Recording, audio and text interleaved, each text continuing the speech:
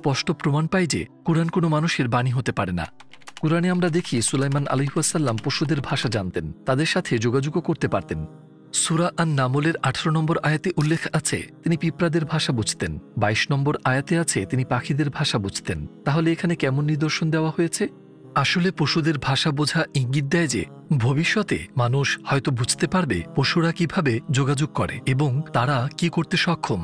সবশেষে আমরা জানি সুলাইমান আলাইহিসসালাম তাদের ভাষা জানতেন, তাদের ক্ষমতা আবিষ্কার করেছিলেন এবং কাজকর্মে তাদের ব্যবহার করতেন। যখন আপনি এটি নিয়ে ভাববেন যদি আমরা পশুদের সক্ষমতা সম্পূর্ণ বুঝতে পারি তবে তাদের দিয়ে নিত্যদিনের অনেক ক্ষেত্রে কাজ করাতে পারবো। এটা আসলে এমন কিছু যা আমরা ইতিমধ্যে শুরু করে দিয়েছি। চিঠি ও বার্তা পাঠানোর জন্য কবুতর ব্যবহার করা হয়েছে, টিয়া পাখিদের কথা বলা শেখানো হয়েছে, পোশাক তৈরির জন্য কিভাবে রেশম কীট ব্যবহার করতে হয় আমরা তা বের করেছি। একইভাবে আমরা একটি উপায়ে কুকুরের ভাষা শিখেছি এবং মাদক সংক্রান্ত অপরাধের বিরুদ্ধে তাদের শক্তিশালী ঘ্রাণ শক্তি ব্যবহার করি। কিছু প্রজাতির ইঁদুর মাইন শনাক্তকরণেও ব্যবহৃত হয় কারণ তাদের নাক অত্যন্ত সংবেদনশীল। আমরা ডলফিনের উন্নত সোনার ক্ষমতা ব্যবহার করি সাবমেরিন অনুসন্ধান ও উদ্ধার অভিযানের পাশাপাশি সামুদ্রিক মাইন খুঁজে বের করতে। তাই সুলাইমান আলাইহিসসালামের পশুদের ভাষা বোঝা এবং নির্দিষ্ট কাজের জন্য তাদের ব্যবহারের অলৌকিক ঘটনা দেখায় আমরা হয়তো পশুদের আরও বেশি ক্ষমতা আবিষ্কার এবং ভবিষ্যতে তাদের থেকে উপকৃত হওয়ার নতুন উপায় খুঁজে বের করতে পারি। পৃথিবীতে হাজার হাজার প্রজাতির প্রাণী রয়েছে, আমরা যদি তাদের ভাষা বুঝতে ও তাদেরকে প্রশিক্ষণ দিতে পারি তাহলে তাদের সাথে মিলে যা অর্জন করতে পারি তা আমাদের কল্পনার বাইরে হতে পারে।